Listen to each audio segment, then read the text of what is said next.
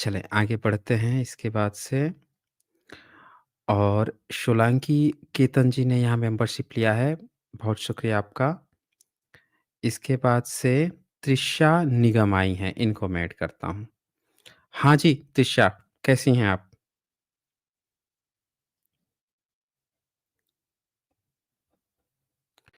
त्रिशा क्या आप हमें सुन सुन पा रही हैं? Hello sir. हाँ, हाँ, त्रिशा। जय भीम सर। हाँ, हाँ, जय भीम। तो आप किस चीज़ पे आज प्रेज़ेंट करना चाहेंगी? सर हमारे पास 2 महापुरुष हैं जिनका आप बोलो हम उन्हीं पे बोलेंगे। मान्यवर कांशीराम साहब और माता सावित्री बाई फुले जी। आप जिसका बोलो हम उस पे बोल देंगे।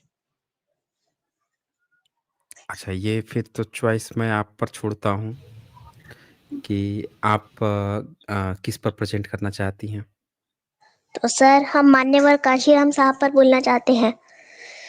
ठीक है, प्रेज़ेंट कीजिए।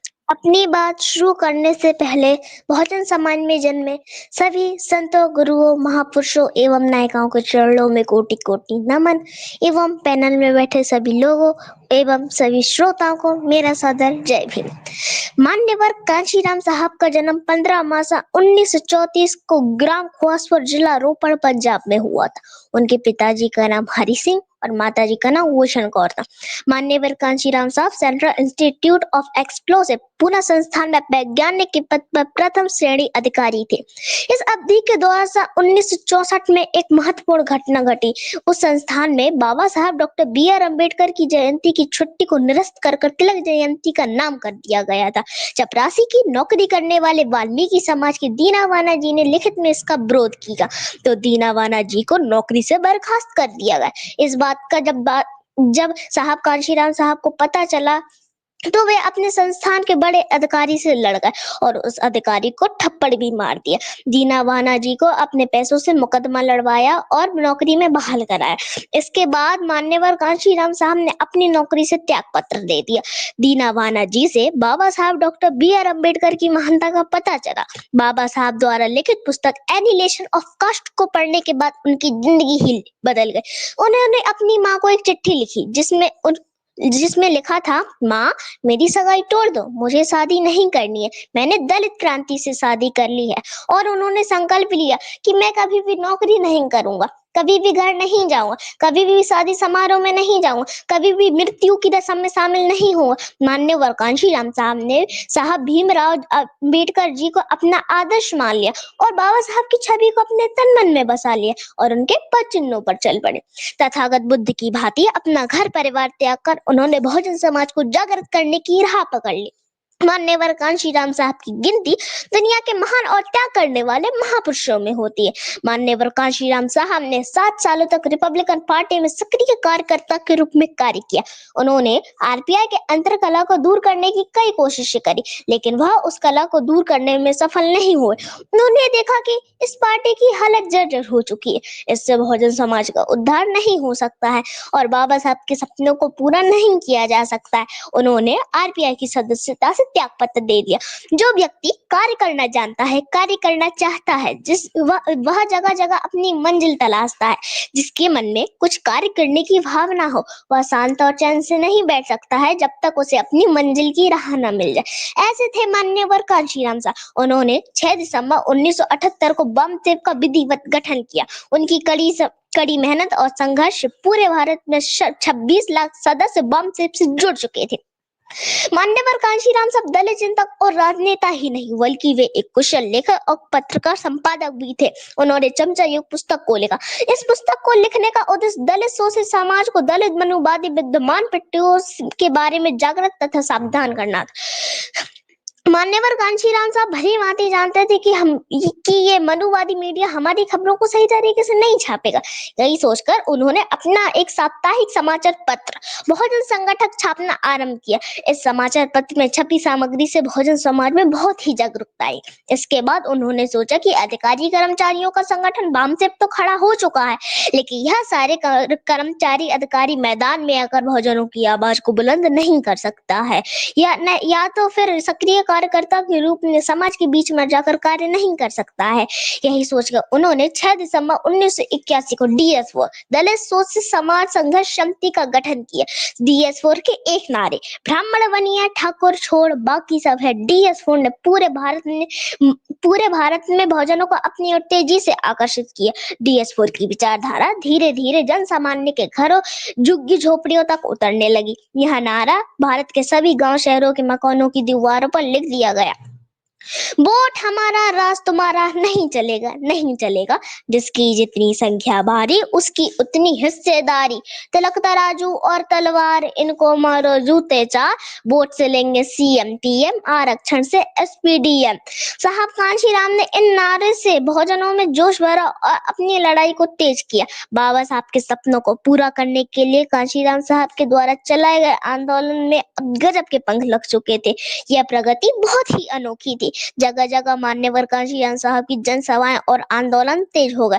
साहब कांशीराम जी कहते थे कि जिनको जवानी में चमचागिरी की लत लग जाती है उनकी पूरी जिंदगी दलाली में गुजर जाती है। 6 दिसंबर 1982 को उड़ीसा के जगन्नाथपुरी से साइकिल यात्रा शुरू की, जिसमें 3 लाख कार्यकर्ता शामिल हुए और 4100 किलोमीटर की यह यात्रा 15 मार्च 1983 को दिल्ली पहुंचकर पूरी की। बहुजन समाज के इस जज्बे को देखकर लोग दांतों तले उंगली दबाने लगे। मान्यवर कांशीराम साहब चाहते थे कि हमारा बहुजन समाज इस देश का शासक हो और यह सब तब संभव होगा जब इसके लिए एक मजबूत राजनीतिक मंच हो, और यह काम बामसेफ और DS4 के बल पर नहीं किया जा सकता है। हजारों जातियों को एक मंच पर लाने के लिए एक झंडा और एक राजनीतिक पार्टी का होना जरूरी है। उन्होंने 14 अप्रैल 1984 को बहुजन समाज पार्टी के गठन की घोषणा कर दी। साहब कांशीराम साहब की कड़ी मेहनत और संघर्ष कुछ ही वर्षों में बहुजन समाज पार्टी को राष्ट्रीय पार्टी का दर्जा प्राप्त हुआ। पहली बार मान्यवर कांशीराम साहब इलाहाबाद लोकसभा सीट पर BP सिंह के सामने चुनाव लड़े। दूसरी बार अमेठी लोकसभा सीट पर राजीव गांधी के सामने चुनाव लड़े, लेकिन वह दोनों बार हार गए। साहब कांशीराम कहते थे कि पहला चुनाव हारने के लिए लड़ा जाता है और दूसरा चुनाव हराने के लिए लड़ा जाता है और तीसरा चुनाव जीतने के लिए लड़ा जाता है। और सन 1991 में मान्यवर कांशीराम साहब उत्तर प्रदेश की इटावा लोकसभा सीट से विजयी हुए। सन 1993 में उत्तर प्रदेश की विधानसभा चुनाव में बहुजन समाज पार्टी को 67 सीटों पर जीत हासिल हुई। बहुजन समाज पार्टी ने गठबंधन की पहली सरकार उत्तर प्रदेश में बने। सन 1996 में लोकसभा चुनाव में BSP ने 11 सीटों पर जीत हासिल की। 28 सितंबर 2002 को लखनऊ के अंबेडकर मैदान में साहब कांशीराम ने अपनी विशाल जनसभा को संबोधित करते हुए कहा, उत्तर प्रदेश की राजधानी लखनऊ में लाखों में उपस्थित मेरे समाज के बहुजनों, आप इस देश के मूल निवासी थे। हजारों सालों से आपको पराजित करके आज तक सत्ता के नजदीक नहीं आने दिया गया। बाबा साहब द्वारा दिया गया वोट का अधिकार एक ऐसा अधिकार है जिसका इस्तेमाल कर आप सत्ता में आ सकते हैं। और बड़ी खुशी की बात है कि आपने बाबा साहब की बात मानी और उत्तर प्रदेश में बहुजन समाज पार्टी की 3 बार सरकार बनाई। हम बाबा साहब के अधूरे काम को पूरा करने के लिए कमर कसकर लगे हैं। मान्यवर कांशीराम साहब दलित जागृति, दलित सम्मान और राजनीतिक सम्मान के आंदोलन में अगली पंक्ति में खड़े होकर लड़ने वाले महान योद्धा रहे हैं। उनके आंदोलनों से बहुजनों में पुनः चेतना बढ़ी है और बहुजन समाज की बिखरी हुई 85% शक्ति एक बैनर हो, एक ध्वज के नीचे पुनः संगठित हुई है। 15 सितंबर 2003 को मान्यवर कांशीराम साहब के सिर में तेज दर्द हुआ और उनका ब्रेन स्ट्रोक हो गया। लंबी बीमारी के बाद 9 अक्टूबर 2006 को साहब कांशीराम साहब चिर निद्रा में सो गए। तुम्हें बड़ी गौर से सुन रहा था ये जमाना, पर तुम ही सो गए दास्तां कहते कहते। जय भीम, जय भारत, जय कांशीराम। बहुत बढ़िया, बहुत खूबसूरत तृषा निगम। आप तृषा अभी किस स्टैंडर्ड में है? Sir 4th standard. 4th standard. तो साथियों, आपने सुना, ये 4th क्लास की हमारी बहन है तृषा निगम, और इनका प्रेजेंटेशन सुन के आप दांतों तले उंगली दबा गए होंगे। कितना खूबसूरत कॉम्बिनेशन था, सामाजिक, राजनीतिक प्लस सारे सबूतों, रेफरेंसेस। ये सबसे खास बात क्या है कि इस प्रेजेंटेशन में न कहीं इन्होंने दाएं देखा, न बाएं देखा, न किसी पेज को देखा, और लगातार कंटिन्यू सारे रेफरेंस के साथ बहुत खूबसूरत प्रेज़ेंटेशन त्रिशा। बस एक शब्द थैंक यू सर। कहूँगा, बहुत ज़बरदस्त। नैन्सी आप कुछ कहना चाहेंगी? जी सर, त्रिशा, कांग्रेचुलेशंस, बहुत अच्छा प्रेजेंटेशन आपने दिया और आपका जो कॉन्फिडेंस लेवल है thank amazing, really I am proud of you, I loved it. और मेरा एक छोटा सा यू। क्वेश्चन आपसे रहेगा। अ, आपने मान्यवर साहब की बायोग्राफी इतनी शानदार तरीके से प्रस्तुत की, मेरा बस छोटा सा क्वेश्चन आपसे है। उन्होंने अपनी पार्टी बहुजन समाज पार्टी के लिए हाथी का प्रतीक क्यों चुना था? सम्राट अशोक क्या कहते हैं, बुद्धिज्म का प्रतीक है। हुँ। Okay, very good. ठीक है त्रिशा, बहुत बढ़िया थैंक यू। प्रेज़ेंटेशन रहा। आप इसी तरह से आगे बढ़ते रहें, पढ़ते रहें थैंक यू सर। और ये आपके माता-पिता को भी शानदार बधाई, कांग्रेचुलेशन जिन्होंने ऐसे बच्चे को जन्म दिया है जो 4th स्टैंडर्ड में होकर इतना बेबाकी से और इतनी बेहतरीन प्रेज़ेंटेशन दे रही हैं। बहुत बढ़िया त्रिशा। Thank you sir. जय भीम, नमो बुद्धाय। हाँ, जय भीम, नमो बुद्धाय।